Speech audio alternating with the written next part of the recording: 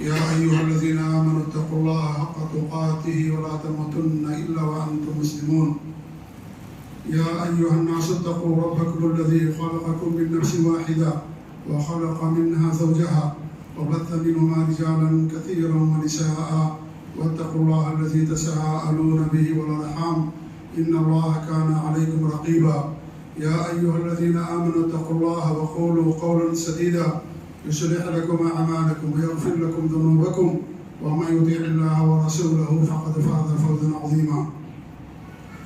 أما بعد فإن خير الحديث كتاب الله وخير الهدي هدي محمد صلى الله عليه وسلم وشر الأمور محدثاتها وكل محدثة بدعة وكل بدعة ضلالة وكل ضلالة في النار. فأعوذ بالله السميع العليم من الشيطان الرجيم. بسم الله الرحمن الرحيم. وحاق بآل فرعون سوء العذاب النار يعرضون عليها غدوا وعشيا ويوم تقوم الساعة أدخلوا آل فرعون أشد العذاب. وقال تعالى: ولو ترى إذ الظالمون في غمرات الموت والملائكة باسطوا أيديهم أخرجوا أنفسكم اليوم تجزون عذاب الهون بما كنتم تقولون على الله غير الحق وكنتم عن آياته تستكبرون. وقال رسول الله صلى الله عليه وسلم: لولا أن لا تدافنوا لدعوت الله أن يسمعكم من عذاب القبر. رواه الإمام مسلم في صحيحه. معزز و مکرم سامعین و سامعات، اسلام کے جو بنیادی عقیدے ہیں ان میں سے کسی بھی عقیدہ کا انکار کرنا کفر ہوتا ہے۔ انسان اگر کسی بنیادی عقیدے کا انکار کر دے تو اسلام کے دائرے سے نکل جاتا ہے۔ جیسے کوئی اللہ کا انکار کر دے، جنت کا انکار کر دے، جہنم کا انکار کر دے، فرشتوں کا انکار کر دے، اللہ نے نبیوں اور رسولوں کو بھیجا، انسانیت کی ہدایت کے لیے کتابیں اتاری، ان میں سے کسی کا انکار کر دے انسان اسلام کے دائرے سے نکل جاتا ہے۔ اللہ یہ کہ وہ نیا مسلمان ہو یا لا علم اور جاہل ہو یا اس سے زبردستی یہ بات کہلوائی جا رہی ہو، اگر یہ ساری چیزیں نہیں پائی جاتی ہیں، انسان جان بوجھ کر کے کسی ایسی بات کا انکار کر دے جو اسلام کے بنیادی عقیدے میں سے ہو تو اسلام کے دائرے سے نکل جاتا ہے۔ اسی طریقے سے ان بنیادی عقیدوں میں سے کسی کے بارے میں اگر شک بھی کرے تو بھی انسان اسلام کے دائرے سے نکل جاتا ہے۔ یعنی اگر کوئی شک کرے کہ پتہ نہیں اللہ کی ذات موجود ہے یا موجود نہیں ہے، پتہ نہیں جنت ہے کہ نہیں ہے، جہنم ہے کہ نہیں ہے، پتہ نہیں اللہ نے نبیوں کو بھیجا کہ نہیں بھیجا، انسان کے ایمان میں اور اگر اس کے عقیدے میں شک آ گیا تو یہ بھی کفر ہوتا ہے۔ شک کرنے والا بھی اسلام کے دائرے سے نکل جاتا ہے۔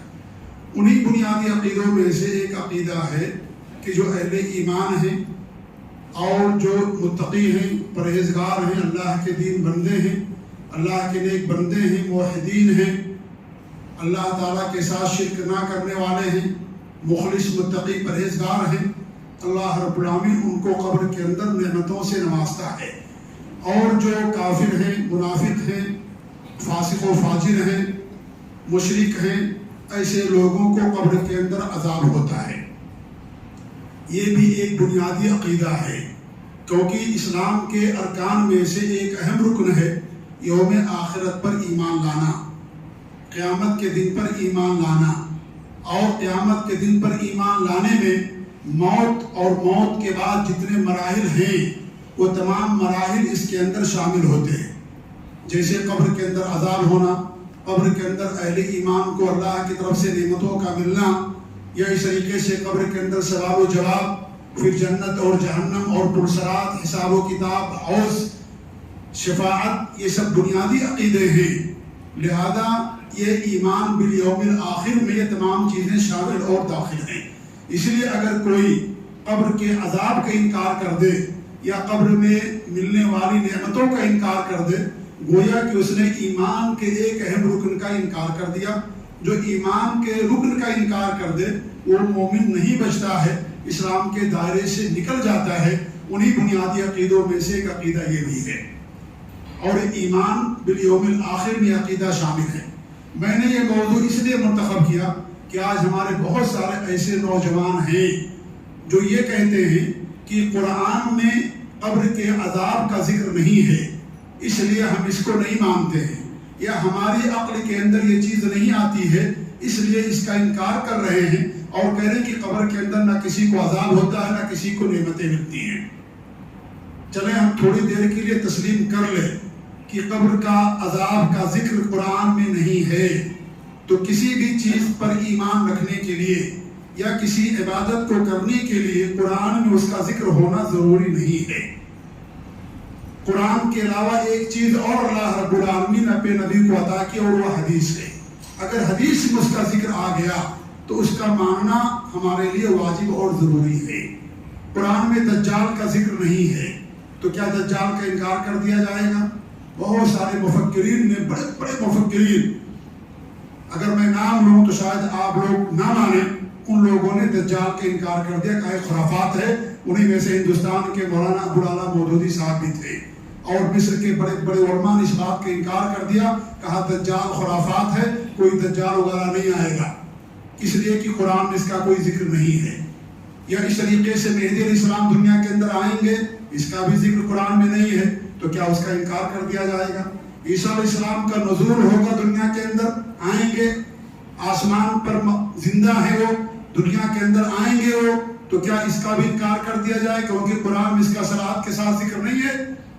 اللہ رب العالمین نے دو چیزیں آسمان سے اتاری ہیں، ایک قرآن اور دوسری حدیث، لہذا دونوں میں سے کسی کے اندر بھی اس کا ذکر آ گیا، اس پر ایمان لانا ایک بندے مومن کے لیے ضروری ہے۔ دونوں وہی ہیں، دونوں اللہ کی طرف سے ہیں، دونوں کا سورس ایک ہے، دونوں کا مصدر ایک ہے، دونوں وہی ہیں، دونوں اللہ کی طرف سے، قرآن بھی اور حدیث بھی۔ جیسے قرآن نازل ہوتا تھا اسی طریقے سے اللہ رب العالمین حدیثوں کو بھی نازل کرتا تھا۔ قرآن کے الفاظ اللہ کی طرف سے ہیں، حدیثوں میں کے جو الفاظ ہیں ہمارے نبی جناب عربی محمد رسول اللہ صلی اللہ علیہ وسلم کی طرف سے، دونوں اللہ کی طرف ہی سے آئی ہوئی چیزیں ہیں، دونوں وہی ہیں۔ اللہ تعالیٰ کے ارشاد ہے وَمَا يَنطِقُ عَنِ الْهَوَىٰ إِنْ هُوَ إِلَّا وَحْيٌ يُوحَىٰ، اللہ پہ نبی کے بارے میں فرما رہا ہے کہ آپ کی زبان مبارک سے وحی کے علاوہ کوئی دوسری چیز نہیں نکلتی، لہذا حدیث بھی وہی ہے۔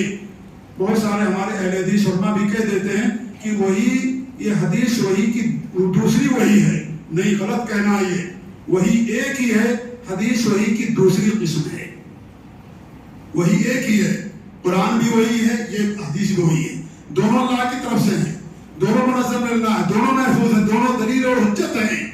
جو چیز قرآن سے ثابت ہو جائے اس کا ماننا ضروری ہے، ایسے جو حدیث ثابت ہو جائے اس کا بھی ماننا انسان کے لیے ضروری ہوتا ہے، اس کا انکار نہیں کر سکتا انسان۔ اللہ کے فرماتے ہیں انی اوتیت القرآن ومثلہ معہ، مجھے قرآن دیا گیا اور قرآن جیسی ہو بہو دوسری چیز بھی دی گئی، وہ دوسری چیز کیا ہے؟ وہ حدیث ہے۔ وما آتاکم الرسول فخذوہ وما نہاکم عنہ فانتہوا، جو رسول تمہیں دے لے لو، جس سے منع کرے اس سے رک جاؤ۔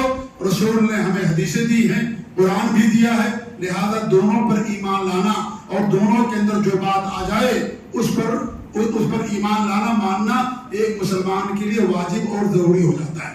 قرآن میں بہت ساری چیزوں کا تذکرہ نہیں ہے، قرآن کے اندر اصول بتائے گئے ہیں، مبادی بتائے گئے ہیں، آپ کو تفصیلات حدیثوں کے اندر ملے گی۔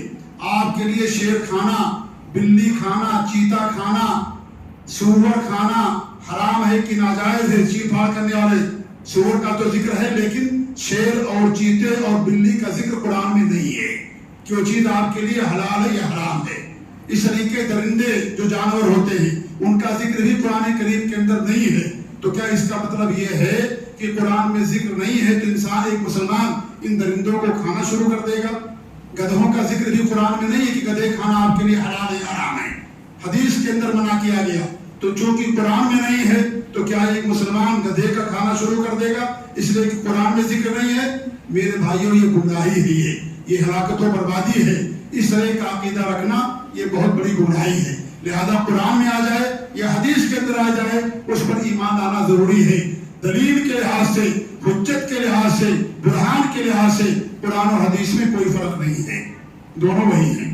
قرآن سے جو بات آ گئی اس کا ماننا ضروری، اس کا انکار کرنا کفر۔ حدیث کے اندر جو چیز آ گئی وہ حدیث صحیح ہے اور وہ حدیث ضعیف اور موضوع نہیں ہے، اس کا ماننا انسان کے لیے ضروری، اس پر عمل کرنا انسان کے لیے ضروری۔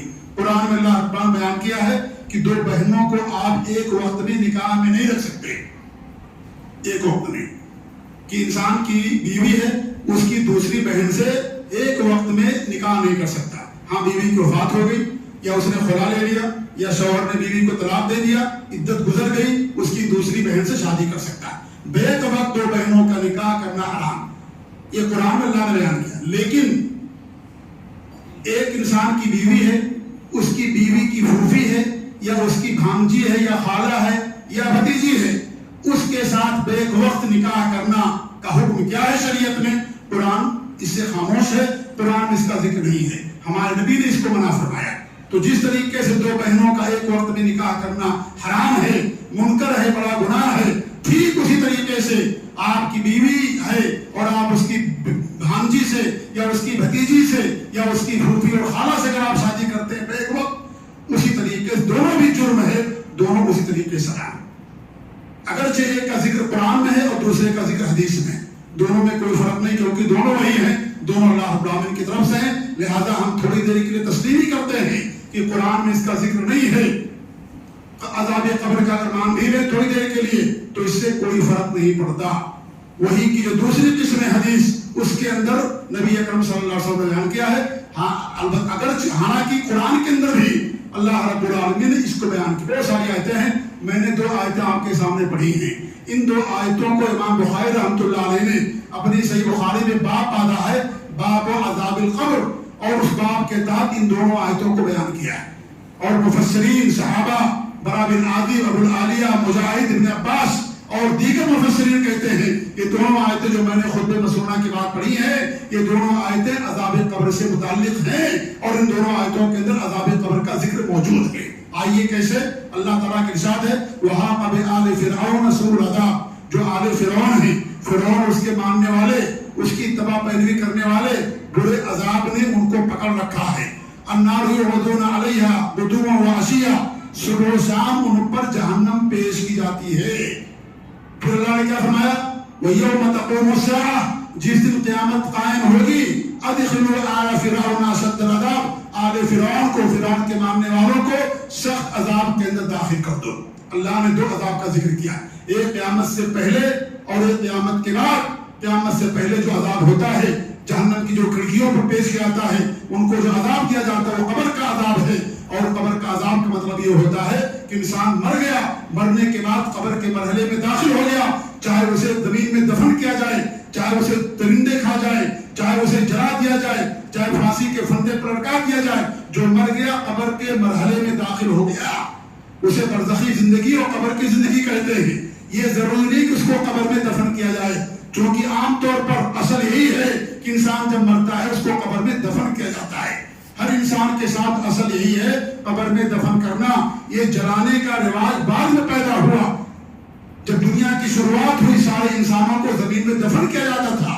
ہمارے نبی صلی اللہ علیہ وسلم مکہ مکرمہ کے اندر مبعوث فرمائے گئے، مکہ کے اندر بھی قبرستان تھا، وہاں کے جو مشرک اور کافر تھے جب وہ مرتے تھے ان کو قبرستان میں دفن کرتے تھے۔ آپ ہجرت کر کے مدینہ پہنچے، مدینہ میں بقی قبرستان تھا، بقی قبرستان ہمارے نبی نہیں بنایا، یہ زمانے جاہلیت کا مشرکین کا بنایا ہوا قبر ہے۔ وہ اپنے مشرکین کو، کافروں کو جو اللہ پر ایمان نہیں رکھتے تھے یا توحید ربوبیت کے قائل تھے لیکن شرک کرتے تھے، ان کو قبر کے اندر دفن کیا جاتا تھا۔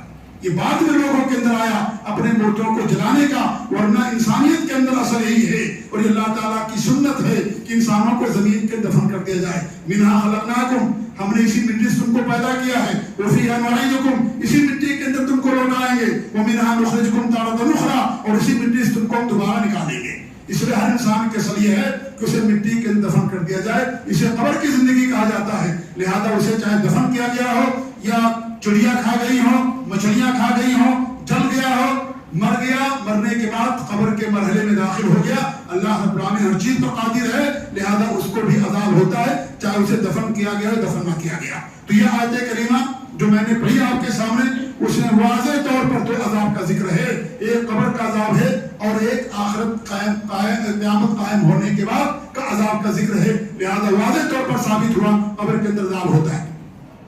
دوسری آیت جو میں نے آپ کے سامنے پڑھی، اللہ تعالیٰ کے ارشاد ہے، اللہ رب العالمین فرماتا ہے کہ وَلَوْ تَرَىٰ إِذِ الظَّالِمُونَ فِي مَرَابِطِ الْمَوْتِ، جب آپ وہ منظر دیکھیں جو ظالم لوگ ہیں، مشرک لوگ ہیں، وہ کیا ہوں گے؟ موت کی سختیوں میں، یعنی جب مرنے کا وقت آتا ہے، جانکنے کا وقت آتا ہے، اس وقت انسان انتہائی قسم پرسی میں اور انتہائی جانکنے اور پریشانی کے عالم میں ہوتا ہے، اور فرشتے والملائکۃ باسطوا ایدیہم، فرشتے اپنے ہاتھوں کو پھیلائے ہوئے ہوتے ہیں اور کہتے ہیں اخرجوا انفسکم، اپنی روحوں کو نکالو، الیوم تجزون عذاب الہون، آج تمہیں رسوا کن عذاب دیا جائے گا۔ آج کب؟ روح نکلنے کے بعد، بما کنتم تقولون علی غیر الحق، جو تم اللہ رب العالمین پر ناحق باتیں کہا کرتے تھے اور اللہ تعالیٰ کی آیتوں سے اعراض کیا کرتے تھے، اللہ کی آیتوں کا انکار کیا کرتے تھے، آج تمہیں سخت عذاب دیا جائے گا۔ آج ابھی قیامت قائم نہیں ہوئی ہے، قیامت بعد میں قائم ہوگی، لیکن مرنے کے بعد ہی سے، یہ نہیں کہا گیا قبر میں داخل ہونے کے بعد، بلکہ فرشتوں نے کہا کہ آج ہی سے ان ظالموں کو، مشرکوں کو اور کافروں کو، جو اللہ کا انکار کرنے والے، اللہ کے دین سے دور رہنے والے، ان لوگوں کے بارے میں فرشتے کہتے ہیں کہ آج ہی سے تمہارے لیے عذاب کا سلسلہ شروع ہو جائے گا، یہ رسوا کن عذاب آج، الیوم، آج کا ٹوڈے، یعنی آج کے دن۔ لہذا یہ جو عذاب ہے، یہ قبر مرنے کے بعد عذاب شروع ہو جاتا ہے، اس آیت کریمہ سے بھی ثابت ہوا۔ اس طریقے سے اور آیتیں ہیں، اللہ رب العالمین کے ارشاد ہے یثبت اللہ الذین آمنوا بالقول الثابت فی الحیات الدنیا وفی الآخرہ، جو اہل ایمان ہیں اللہ تعالیٰ ان کو ثابت قدمی عطا فرماتا ہے دنیا کی زندگی کے اندر بھی اور آخرت کے اندر بھی، اور آخرت کی شروعات مرنے کے بعد شروع ہو جاتی ہے۔ اس لیے موت کو چھوٹی قیامت کہا گیا ہے، جس طریقے سے نیند کو موت کی بہن کہا گیا، اس طریقے سے موت کو چھوٹی قیامت کہا گیا۔ جو انسان مر گیا، مرنے کے بعد اس کی قیامت قائم ہو جاتی ہے، کیونکہ اب دوبارہ اس کو قبر سے اٹھایا جائے گا جب روح پھونکی جائے گی، اور ایک بڑی قیامت ہوگی جب سارے لوگ ایک ساتھ مر جائیں گے، وہ بڑی قیامت ہے۔ اور ایک چھوٹی قیامت یہ ہے جو انسان مر گیا اس کے لیے قیامت قائم ہوگی، لہذا وہیں سے آخرت کی شروعات ہوتی ہے۔ اس لیے قبر یہ آخرت کی آخری سیڑھی نہیں ہے، یہ آخری منزل نہیں ہے، یہ آخری آرام گاہ نہیں ہے، بلکہ یہ قبر آخرت کی پہلی منزل ہے، پہلی سیڑھی ہے۔ ہمارے یہاں بہت سارے لوگ کہہ دیتے ہیں، قبر میں دفن کرتے ہیں، لکھ دیتے ہیں کتبہ لگا کر کے آخری آرام گاہ۔ قبر آخری آرام گاہ نہیں ہے، قبر ایک اسٹیشن ہے، ایک مرحلہ ہے، جیسے دنیا کی زندگی ایک مرحلہ ہے، اس مرحلے سے نکل کر کے انسان قبر اور برزخ کی زندگی میں جاتا ہے، ایسے انسان برزخ کی زندگی کے بعد پھر آخرت کی زندگی ہوگی، جہاں ہمیشگی والی زندگی ہے، جنت کی شکل میں، جہنم کی شکل میں۔ تو اس آیت کریمہ کے بارے میں بھی بڑا بن عظیم صحابی رسول ہیں، فرماتی ہے عذاب قبر کے بارے میں نازل ہوئی۔ اس طریقے سے اور دیگر آیتیں ہیں، وقت بہت تیزی کے ساتھ گزر رہا ہے، صرف آدھے گھنٹے کا وقت ہے، 5 منٹ تو اذان میں اور اذان کے بعد جو ہے دعا کرنے میں لگ جاتا ہے، صرف 25 منٹ 22-23 منٹ ملتا ہے۔ اس لیے آپ لوگوں سے گزارش ہے کہ اور 5 منٹ کم سے کم آپ لوگ آگے بڑھا دیں۔ آدھا گھنٹے کے وقت میں صرف 25 ہی منٹ یا 24-22 منٹ ہی خطبہ ہو پاتا ہے، باقی اذان اور دیگر چیزوں میں چلا جاتا ہے۔ بہرحال تو یہ بہت ساری آیتیں ہیں جن آیتوں کو میں ذکر نہ کرتے ہوئے، کیونکہ آگے وقت تیزی کے ساتھ نکل رہا ہے، آئیے کچھ حدیثوں کو بیان کرتے ہیں۔ حدیثوں متواتر ہیں، کافی حدیثیں ہیں، اور کوئی ایسی حدیث کی کتاب نہیں ہے جس حدیث کی کتاب کے اندر اس عذاب قبر کا ذکر موجود نہ ہو۔ میں نے ایک آیت حدیث پڑھی ہے، صحیح مسلم کی روایت، اللہ کے رسول فرماتے ہیں اگر مجھے اس بات کا خوف نہ ہوتا کہ تم لوگ اپنے مردوں کو زمین میں دفن نہیں کرو گے تو میں اللہ تعالیٰ دعا کرتا کہ اللہ رب العالمین تمہیں بھی عذاب قبر کو سنا دے۔ اس طریقے سے ایک حدیث آتی ہے، صحیح بخاری کی حدیث ہے، حضرت عائشہ فرماتی ہیں کہ ہمارے پاس 2 یہودی عورتیں آئیں اور ان دونوں نے کہا کہ قبر کے اندر مردوں کو عذاب ہوتا ہے، تو حضرت عائشہ نے فرمایا کہ نہیں، قبر کے اندر عذاب نہیں ہوتا ہے، شروع کی بات تھی۔ اللہ کے رسول صلی اللہ علیہ وسلم تشریف لائے، وہ دونوں عورتیں چلی گئی، ہمارے بھی تشریف لائے، حضرت عائشہ فرمانے لگی کہ ہمارے پاس 2 بوڑھی عورتیں آئی تھی یہودی اہل کتاب میں سے، اور انہوں نے کہا کہ مردوں کو عذاب ہوتا ہے، اور میں نے کہا کہ یہ عذاب ہوتا ہے، تو ہمارے بھی نے کیا ہمارا صدقہ، وہ دونوں سچ کہتی ہیں، اور قبر کے اندر مردوں کو عذاب دیا جاتا ہے۔ ہمارے بھی نے قبر کے اندر مردوں کو عذاب ہوتا ہے، صحیح بخاری اور صحیح مسلم کی روایت ہے۔ اس طریقے سے وہ حدیث بہت مشہور ہے کہ ہمارے نبی صلی اللہ علیہ وسلم کا گزر 2 قبر والوں سے ہوا، 2 قبر والوں سے ہمارے نبی کا گزر ہوا، بخاری مسلم کی حدیث ہے۔ وہاں جب آپ کا گزر ہوا تو آپ کو وحی کے ذریعے سے اطلاع دی گئی کہ قبر والوں کو عذاب ہوتا ہے۔ آپ نے فرمایا کہ ان 2 قبر والوں کو عذاب ہو رہا ہے، اور کسی بڑے گناہ کی وجہ سے نہیں، یہ چھوٹے سے گناہ تھے، اگر یہ بچنا چاہتے بچ سکتے تھے، لیکن انہوں نے لاپرواہی کی، ایک نے چغلخوری کی اور ایک پیشاب کے چھینٹوں سے محفوظ نہیں رہتا تھا۔ پیشاب کرتا تھا، استنجا نہیں کرتا تھا، کھڑے ہو کر پیشاب کرتا تھا، کپڑوں پانی آتے تھے، پیشاب کے قطرے، یا ناپاک رہتا تھا، پیشاب کے چھینٹوں سے نہیں بچتا تھا، پیشاب کے چھینٹوں سے نہ بچنا یہ بھی عذاب قبر کا ایک ذریعہ اور ایک سبب ہے۔ وہ نوجوان جو آج پینٹ شرٹ پہن کر کے کھڑے ہو کر کے پیشاب کرتے ہیں اور استنجا تک نہیں کرتے ہیں، پھر ان کا کے لیے کیا ہوگا؟ جن کا پیشاب کے بہت سارے قطرے ان کے کپڑے ہی کے اندر لگ جاتے ہیں، پینٹوں کے اندر، کپڑوں کے اندر، تو ہمارے نبی نے فرمایا کہ یہ ان دونوں چیزوں کی وجہ سے ان دونوں کو قبر کے اندر عذاب ہو رہا ہے۔ پھر آپ نے کھجور کی ایک ٹہنی لی، اس کے دو حصے کیے، ایک کو ایک قبر پر گاڑ دیا اور دوسرے کو دوسری قبر پر گاڑ دیا، اور کہا کہ اللہ تعالیٰ کی ذات سے امید ہے کہ جب تک یہ دونوں خشک نہیں ہوں گی ان دونوں کے عذاب کے اندر تخفیف رہے گی، ہلکا پن رہے گا۔ یہ حدیث کی دلیل ہے اس بات کی کہ قبر کے اندر دونوں کو، مردوں کو عذاب ہوتا ہے، اور یہ ہمارے نبی کو وحی کے ذریعے سے بتایا گیا۔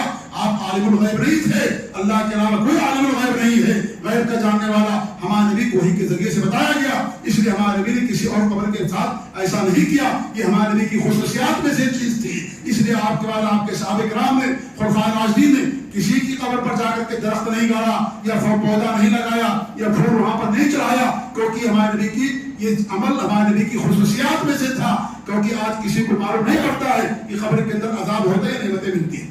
یہ اللہ رب العالمین نے آپ کو وحی کے ذریعے بتایا، وحی کا سلسلہ ختم ہو گیا، وحی کے ذریعے سے آپ کو بتایا گیا، تب آپ کو اطلاع ہوئی۔ آج کسی کو خبر نہیں ہوتی قبر کے اندر عذاب ہوتا ہے، یہ عذاب نہیں ہوتا، اس لیے یہ ہمارے نبی کے ساتھ خاص تھا۔ یہ میں اس لیے بتا رہا ہوں کہ آج جو قبر پرست ہیں، قبروں کے پجاری ہیں، اہل بدعت و اہل خرافات ہیں، وہ اپنی اپنی قبروں پر یہ ساری چیزیں کرتے ہیں، درخت لگاتے ہیں، پودے لگاتے ہیں، سائبان کرتے ہیں، پھول چڑھاتے ہیں اور کہتے ہیں حدیث ہے نبی کی، نبی نے ایسا کیا لہذا ایسا کرنے میں کیا حرج ہے۔ میں اسی کا جواب دے رہا میرے بھائیوں، حدیث تو ثابت ہے اپنی جگہ پر، لیکن حدیث کا جو معنی انہوں نے بیان کیا وہ معنی غلط ہے، مفہوم غلط ہے۔ اس لیے قرآن و حدیث کو سمجھنے کے لیے سلف صالحین کے فہم ضروری ہے۔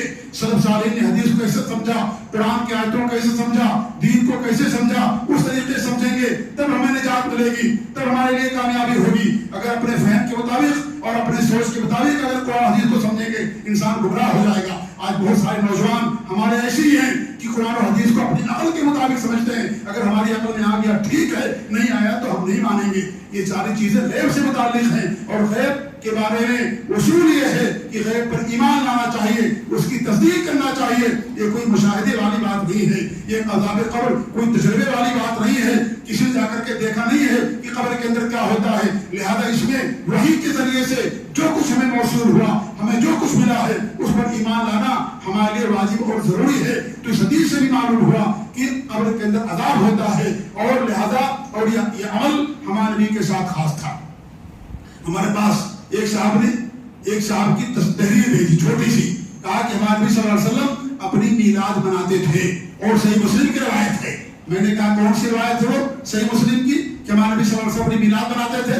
وہ حدیث ان کی پورا آرٹیکل، چھوٹا سا آرٹیکل بھیج دیا میرے پاس، اور کہا کہ دیکھو آپ کے جو زید رضی اللہ، بلال رضی اللہ عنہ، انہوں نے سوال کیا ہمارے نبی سے کہ آپ صلی اللہ علیہ وسلم آپ پیر کو روزہ کیوں رکھتے ہو؟ کہا اس لیے کہ میری ولادت ہوئی اور اس لیے کہ پیر کے دن مجھے نبی بنایا گیا، اس لیے میں روزہ رکھتا ہوں۔ حدیث یہ ہے، لیکن روزہ رکھنے کے بعد کا ترجمہ نہیں کیا۔ پوچھا گیا کہ آپ پیر کو اپنی میلاد کیوں مناتے ہو؟ کہا اس لیے میری ولادت ہوئی، اور اس طریقے سے روزہ رکھنے کا ترجمہ کرنے کے بجائے میلاد سے ترجمہ کر دیا۔ تو میں نے ان سے کہا ٹھیک ہے، صحیح مسلم کی روایت ہے، روایت میں کوئی کلام نہیں ہے، صحیح روایت ہے، سارے مسلمانوں کی اتفاق ہے بخاری مسلم پر۔ تو ہمارے نبی ہر پیر کو اپنی میلاد مناتے، تو آپ سال میں بار کیوں مناتے ہو؟ ہر پیر کو مناؤ بھائی، جب ثابت ہے حدیث ہے، صحیح مسلم کی حدیث ہے کہ آپ اپنی میلاد مناتے تو ہر پیر کو مناتے تھے۔ آپ پیر مہینے میں 4-5 مرتبہ آ سکتا ہے، آپ سال میں تاریخ کو مناتے ہیں، پھر کیوں ایسا کرتے ہیں؟ کوئی جواب اس کا نہیں ہے۔ تو یہ ہیں لوگ جو قرآن کو بدل دیتے ہیں، حدیثوں کو بدل دیتے ہیں۔ حدیث یہ ہے کہ ہمارے نبی روزہ رکھتے تھے، اس روزے کا ترجمہ روزہ کرنے کے بجائے یہ کر دیا کہ ہمارے نبی میلاد مناتے تھے۔ نعوذ باللہ من ذالک۔ یہ کیوں ایسا ہوتا ہے؟ اس لیے ہوتا ہے کہ جو سلف صالحین کے، صحابہ تابعین، تبع تابعین کے نقش قدم پر نہیں چلتا ہے، وہ اس طرح کی باتیں کرتا ہے اور قرآن اور حدیثوں کا معنی غلط بیان کرتا ہے۔ اس طریقے سے بخاری کی حدیث ہے، آپ حضرت عائشہ فرماتی ہیں کہ اللہ کے رسول صلی اللہ علیہ وسلم نے فرمایا عذاب القبر حق، اس بخاری کی حدیث ہے، قبر کا عذاب برحق ہے، ثابت شدہ ہے، قبر کے اندر عذاب ہو گیا، حق ہے یہ، اور حق کا انکار کرنا کفر ہوتا ہے، اس لیے ایمان کا کام میں سے ہے۔ اور میرے بھائیوں، یہ ہماری عقل کے اندر بھی چیز آتی ہے، اگرچہ کسی کے عقل میں نہ آئے لیکن ہماری عقل کے اندر آتی ہے کہ قبر کے اندر بھی عذاب ہو سکتا ہے۔ عقل سے کوئی، یعنی اگر انسان کی عقل سلیم ہے، انسان کی عقل اگر صحیح ہے، اس کی عقل کے اندر یہ چیز آ سکتی ہے۔ میں ایک مثال دے کر کے اپنی بات ختم کروں کہ ہمارے نبی صلی اللہ علیہ وسلم کہ آپ جانتے ہیں کہ انسان دو لوگ سوتے ہیں ایک بستر پر، ایک چادر کے نیچے سوتے ہیں. ایک آدمی خواب دیکھتا ہے اچھا خواب، بہترین خواب، اور ایک آدمی اسی بستر پر ہے، اسی چادر کے نیچے ہے، وہ برا خواب دیکھتا ہے. کیا برا خواب دیکھتا ہے؟ کہ میرے پیچھے ہاتھی پڑا ہوا ہے، مجھے قتل کر دیا جائے گا، مجھے سولی پر چڑھا دیا جائے گا، میرے ساتھ یہ ہوگا. انتہائی پریشانی کے عالم میں ہے. وہی ایک آدمی انتہائی اچھائی اور انتہائی بہترین صورتحال میں ہے کہ بڑکوں کا صبر کرتا ہے، دوست احباب سے ملتا ہے، اور بڑی خوشی ہوتی ہے اس کو خواب کے اندر ساری چیزیں دیکھ کر کے. دونوں ایک ہی بستر پر ہیں، ایک ہی چادر کے نیچے ہیں، ایک کے ساتھ ایک معاملہ ہے، دوسرے کے ساتھ دوسرا معاملہ ہے. اور موت، نیند کو موت کی بہن قرار دیا گیا ہے. لہذا یہ نیند کے اندر جب ہو سکتی ہے چیز، تو موت کے بعد بھی چیز ہو سکتی ہے. اللہ رب العالمین ہر چیز پر قادر ہے. لہذا یہ ہماری عقل کے اندر بات آتی ہے. اور کس عقل کو معیار بنایا جائے؟ ایک انسان پڑھا لکھا ہے، اس کی عقل اور ایک جاہل کی عقل کیا برابر ہو سکتی ہے؟ ایک انسان گاؤں میں رہتا ہے، دیہات میں رہتا ہے، جس نے ٹرین تک نہیں دیکھا، جس نے جہاز تک نہیں دیکھا، یا جس نے بس تک نہیں دیکھا، پوری زندگی اس کی اپنے گاؤں دیہات کے اندر گزر گئی. اس کی عقل اور ایک آدمی شہر کے اندر رہتا ہے اور پڑھا لکھا کوالیفائڈ ہے، کیا دونوں کی عقل برابر ہو سکتی؟ نہیں ہو سکتی. اس لیے جب عقل برابر نہیں ہو سکتی تو عقل معیار نہیں ہے. اور قرآن و حدیث کے اندر، دین اسلام کے اندر کوئی ایسی بات نہیں آئی ہے جو انسان کی عقل کے خلاف ہو. انسان کی عقل کے اندر فطور ہے کہ اس کے اندر قرآن کی باتوں کو نہیں سمجھ پاتا ہے. ورنہ ہر چیز میرے بھائیوں کوئی ایسی بات نہیں جو انسانی عقل کے ماورا ہو. اور اس پر اجماع بھی ہے قبر کے عذاب پر. قرآن سے بھی ثابت ہے، حدیث سے بھی ثابت ہے، اجماع سے بھی ثابت ہے. ہر مومن، ہر شخص جو نماز پڑھتا ہے، نماز کے اندر سلام پھیرنے سے پہلے اللہ کی رب العالمین کی مدد طلب کرتا ہے کہ اللہ تعالیٰ تو مجھے قبر کے عذاب سے بچا دے. کہتے ہیں کہ نہیں کہتے ہیں؟ ہر مسلمان کہتا ہے اللہم انی اعوذ بک من عذاب القبر. اللہ تعالیٰ میں عذاب قبر سے تیری پناہ چاہتا ہوں، تیری مدد چاہتا ہوں. اللہ تعالیٰ تو مجھے بچا دینا. اگر عذاب قبر نہیں ہے تو دنیا کے کروڑا مسلمان کیوں عذاب قبر سے اللہ تعالیٰ کی پناہ طلب کرتے ہیں؟ ہمارے نبی صلی اللہ علیہ وسلم خود اللہ رب العالمین سے کی پناہ طلب کیا کرتے تھے عذاب قبر سے. جیسا کہ حضرت عائشہ فرماتی ہیں جب ان دو عورتوں کا واقعہ ہوا تو ہمارے نبی اس کے بعد عذاب قبر سے ہمیشہ اللہ تعالیٰ کی پناہ طلب کرتے تھے. ایک حدیث اور بیان کر دوں، صحیح بخاری کے اندر باب علامات نبوت. زیادہ وقت ہو جائے گا تو میں مہمان ہوں، جو ہے آپ لوگ قبول کر لیجئے گا. بڑی پیاری حدیث ہے، بڑی اہم حدیث ہے، اور یہ بخاری کی حدیث ہے. باب علامات نبوت، امام بخاری نے صحیح بخاری کے اندر علامات نبوت کا باب باندھا ہے کہ حدیث کے تاج و ذکر کیا ہے. یہ نبی کی نبوت کی علامتوں میں سے ایک علامت ہے، اور اس کے تاج و حدیث بیان کی ہے. اس حدیث کے راوی ہیں حضرت انس رضی اللہ عنہ. وہ فرماتے ہیں کہ ایک نصرانی تھا، مسلمان ہو گیا. وہ مسلمان ہونے کے بعد وہ قرآن لکھنا شروع کر دیا. اس کے بعد پھر مرتد ہو گیا وہ، کیونکہ وہ لوگ ایک سازش کے تحت اسلام لاتے تھے. اسلام کو بدنام کرنے کے لیے یہود و نصارہ نبی کے زمانے میں مرتد جب ہو جاتے تو کہتے ہیں ہم تو پڑھے لکھے لوگ ہیں، ہم تو اہل کتاب ہیں، اگر اسلام سچا دین ہوتا تو پھر ہم مرتد کیوں ہوتے؟ اسلام اچھا دین نہیں ہے. وہ مرتد ہو گیا اور لوگوں کو بیان کرنا شروع کر دیا کہ جو میں لکھ کر دیتا تھا وہی تمہارے نبی کہتے تھے. ان کو کچھ نہیں آتا ہوتا ہے. اس آدمی کی وفات ہوگی، مر گیا، ہلاک ہو گیا آدمی. لوگوں سے قبر کے اندر دفن کر دیا. صبح ہوتے ہیں قبر سے اس کی باہر لاش پڑی ہوئی ہے. یہودیوں نے کہا کہ مسلمانوں نے ایسا کیا ہوگا، کیونکہ مسلمان ہو گیا تھا، بعد مرتد ہو گیا، اس لیے انتقام انہوں نے ایسا کیا ہوگا. انہوں نے کیا کیا؟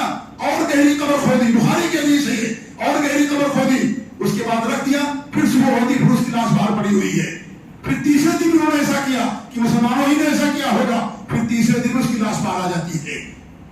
لوگوں نے کہا کہ نہیں، یہ ہمارے بس کی بات نہیں. اس کی لاش کو چھوڑ دیا ایسے ہی. درندوں نے کھا لیا، چڑیوں نے کھا لیا، شیر اور چیتوں نے کھا لیا، اور اس طریقے سے وہ ہلاک و برباد ہو گیا. تو امام بخاری رحمۃ اللہ علیہ نے اس واقعے کو باب علامات نبوت، یہ نبی کی نبوت کی صداقت اور نبی کے برحق ہونے کی دلیلوں میں سے ایک دلیل ہے یہ کہ جو نبی کی بات نہیں مانتا تھا، اللہ رب العالمین نے کس طریقے سے پوری دنیا والوں کے لیے اسے داستان عبرت بنا دیا. دیکھو اسے جو نبی کی بات پر الزام لگاتا تھا، تکذیب کرتا تھا کہ میں جو لکھ کر دیتا تھا وہی نبی کہتے تھے، اللہ نے اس لیے اس کو سزا دی. تو قبر کا عذاب ثابت ہے، برحق ہے. ہمیں چاہیے کہ اس سے ڈریں اللہ کے لیے اور اس سے اللہ رب العالمین کی پناہ طلب کریں. اگر لاپرواہی کریں گے قبر کے اندر عذاب ہوتا ہے. جیسے دنیا کے اندر جب پولیس پکڑتی ہے تو پہلے لاکرس کے اندر جو مجرم قانون بعد میں اسے سزا دیتا ہے، عدالت بعد میں اسے سزا دیتی ہے. پہلے اسے جدوکوب کیا جاتا ہے، پہلے اس کو مارا جاتا ہے، پیٹا جاتا ہے. اسی طریقے سے پہلے اس کو عذاب ہوتا ہے جو مجرمین ہوتے ہیں، اور قیامت کے بعد بھی ان کو عذاب ہوگا. لہذا ساری چیزیں عقل اور قرآن اور حدیث اور اجماع اور سنت تمام چیز ثابت شدہ ہیں. لہذا اس کا انکار کرنا میرے بھائیوں کفر ہے، اور اس طریقے سے اس کے بارے میں شک کرنا بھی کفر ہے. اللہ تعالیٰ دعا ہے کہ اللہ رب العالمین ہم اور آپ کو قبر کے عذاب سے محفوظ رکھے. اللہ رب العالمین ہم سب کو قبر کی نعمتوں سے مالا مال کرے. اللہ قبر میں ثابت قدمی عطا فرمائے. فرشتوں کا سوالوں کا صحیح جواب دینے کی اللہ توفیق دے.